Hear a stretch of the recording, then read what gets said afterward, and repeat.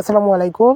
যারা রাজশাহী বিশ্ববিদ্যালয়ে আবেদন করতে যাচ্ছ, আজকে ২৭শে জানুয়ারি দুপুর ১২টা থেকে অ্যাপ্লিকেশন শুরু হয়েছে। তবে এখানে একটা সমস্যা দেখা দিয়েছে, যেটা হচ্ছে আমি আপনাদেরকে তোমাদেরকে দেখাচ্ছি। দেখো, প্রথমে আমি রাজশাহী বিশ্ববিদ্যালয়ের অ্যাডমিশন ওয়েবসাইটে ঢোকার পরে এখানে স্টার্ট অ্যাপ্লিকেশন, এইখানে যাওয়ার পরে একটা সমস্যা দেখা দিচ্ছে অনেকের, যেটা আমিও ফেস করলাম। তো সমস্যাটা হচ্ছে এখানে সরি নেটওয়ার্কের সমস্যা হয়তো।